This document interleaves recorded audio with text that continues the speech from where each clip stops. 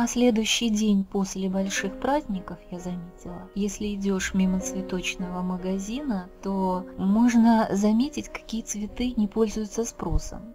И издалека это желтое такое пятно. То есть желтые цветы избегают все-таки дарить. В обиходной такой символике цветов принято считать, что желтые цветы это кразул, а кто ж хочет. И вот это, пожалуй, все, что осталось нам от той сложной, богатейшей, разветвленной символики цветов, которые оперировали наши предки. И если говорить о цветах в моде модерн, в искусстве вообще, то ни один стиль, пожалуй, не был так прочно связан именно с цветком, с символикой цветка, как модерн.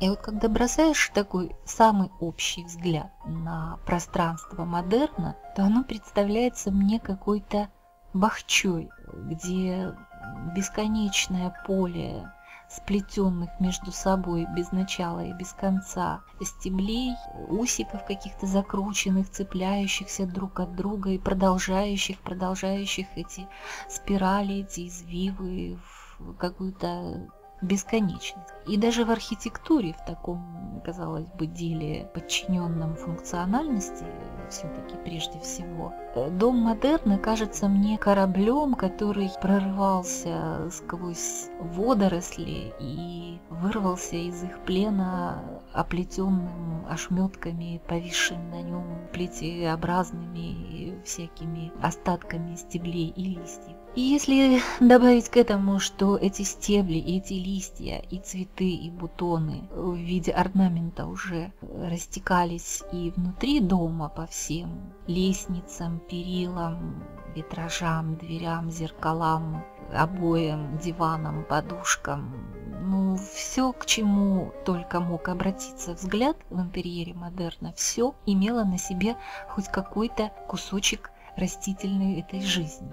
Кстати, в этом я вижу причину того, что при всей, например, моей любви к модерну и даже какой-то большой зависимости от этого стиля в те годы, когда формировался мой вкус, сейчас я понимаю, что он способен этими как раз плетями, стеблями, усиками и щупальцами растительными немножечко душить самым натуральным образом. Это удушливый очень мир, но влекущий в себя именно этой своей феноменальной погруженностью в животное, в растительное царство. Так вот, цветы. Цветы в искусстве и моде модерна, чтобы попытаться как-то классифицировать, я, наверное, буду так двигаться: с одного цветка к букету, потом к орнаменту, потом к пространству, заполненному этими орнаментами, и к форме, которую эти орнаменты очерчивают. То, что женщина модерна не только любила цветы и не могла без них обойтись, и без их экстракта, но и сама чувствовала себя цветком. В этом, конечно, повинны художники. И в первую очередь нужно вернуться вспять к истокам всего этого процесса. В начальной точке его мы обнаружим тот одинокий, великолепный цветок, которым любовались японцы. Японцы ведь, как известно, обожествляют отдельный цветок прежде всего. И в японском искусстве мы видим любование прежде всего космосом одного цветка. И вот когда, собственно, началось в Европе искусство модерна, оно было спровоцировано в том числе той грандиозной инъекцией японского искусства, которое произошло на известной выставке японской гравюры. Сначала-то мало кто понимал. Вот братья Ганкуры, например, еще собирали большую коллекцию японских гравюр, еще когда их видели в качестве оберток в антикварных лавках, которые заворачивали только лишь какие-то японские экзоты. Когда люди с особенно изощренным вкусом обратили на это внимание, то они еще ничего не стоили. И вот не только мотивы японских гравюр, не только их композиция, когда асимметрично расположенный на большом пустом пространстве цветок подчиняет себе всю идею, весь замысел вещи, кимоно, того же.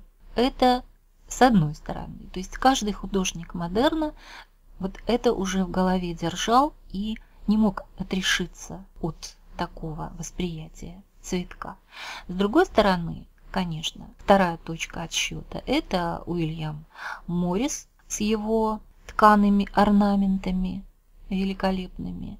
В них еще, конечно, присутствует большая доля натуралистического воспроизведения природы, в котором еще улавливается очень сильная память о средневековых этих знаменитых гобеленах, затканных цветами по всему полю. Но Уильям Моррис уже отдал предпочтение, во-первых, сдержанной очень гамме цветовой, где начинает впервые господствовать тот неподражаемый жухлый болотный цвет, который и победил в искусстве модерна все остальные оттенки зеленого и в конечном счете стал символом эпохи на занавесе чеховского МХАТа.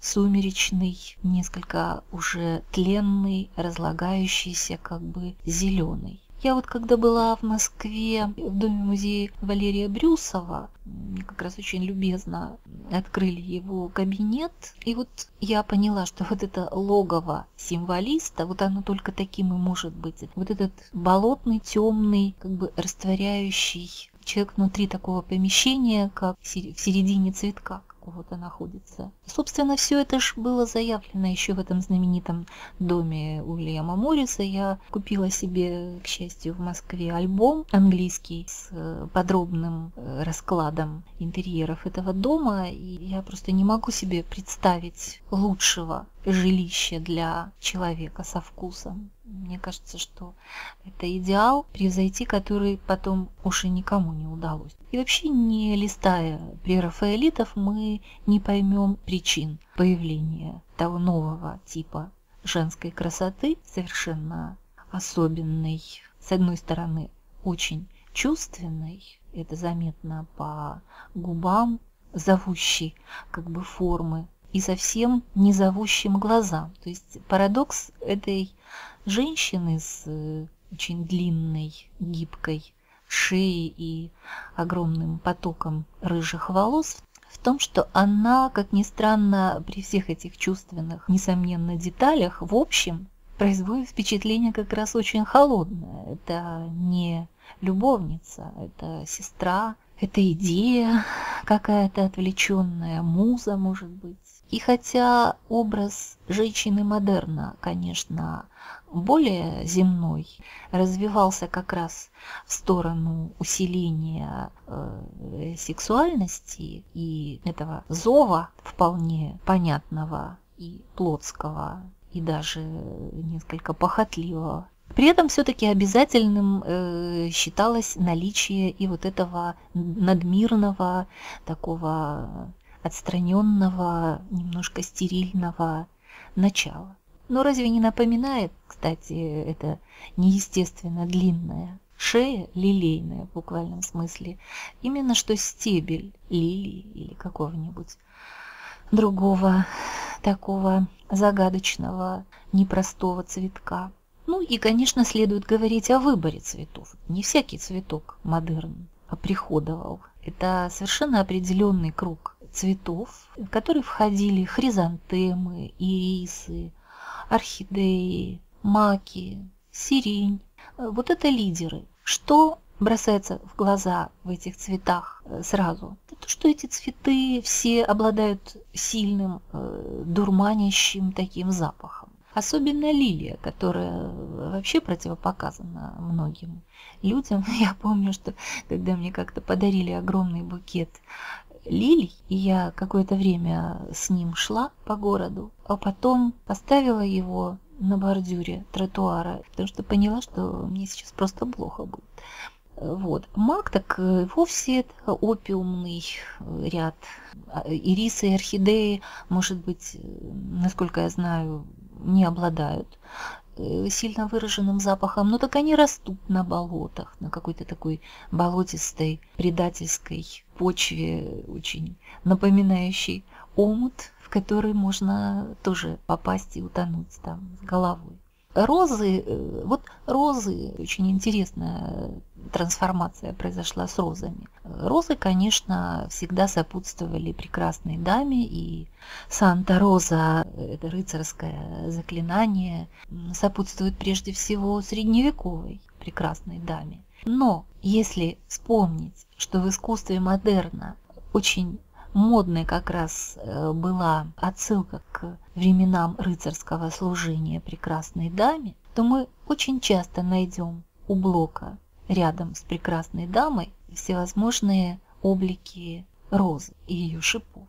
Но только в таком контексте. А в орнаменте модерна, конечно, преобладали ирисы. Прежде всего, вот если посмотреть на обои модерна, модные, характерный разрез этого цветка. Как раз обои-то и придавали интерьеру модерна вот эту пещерную такую немножко атмосферу, потому что комната, оклеенная такими обоями, постоянно держала человека, особенно впечатлительную женщину, как раз в плену вот каких-то цветочных ассоциаций прежде всего. И при всем при том, цветок не был основой гарнировки большого шляпного поля, которое тогда преобладало в моде. Шляпы как раз украшали птицы, птичьи перья. Здесь зоологический такой крен наблюдается. А цветок, одинокий, как правило, цветок, он мог и асимметрично горловину украшать, вырез декольте, он мог на поясе присутствовать, он мог даже спуститься ниже и скрепить собой какую-нибудь драпировку юбки. Прически, конечно, цветок присутствовал только, когда женщина хотела подчеркнуть свою такую карменистость, испанский такой след в компании с шелковой шалью испанской, один из модных акцентов костюма модерна. Но это больше характерно для силуэта позднего модерна, для свободных уже платьев, облегающих фигуру. А в раннем модерне цветы участвовали в костюме в кружевах, например, кружевные воротники в технике ришелье вышитые или же связанные крючком в филейной технике. Это были такие шедевральные вещи, которые даже демонстрировались в особых павильонах на выставке всемирной художественной. Вот я люблю листать книжку, выставка Туринская 1902 года, где как раз очень много рукодельных художественных вещей представлено. Это и подушки, расшитые кружевные съемные воротники, блузки батистовые, прорезные. Все это, конечно, очень хорошо в отдельности, но если помнить о том, что все эти вещи эксплуатировались, как правило, одновременно, то, конечно, здесь сбой вкуса определенный неизбежен. Но если это все не белое, потому что ансамбли модерна, выполненные белым по белому, это, конечно, безукоризненно и чрезвычайно женственно выглядит.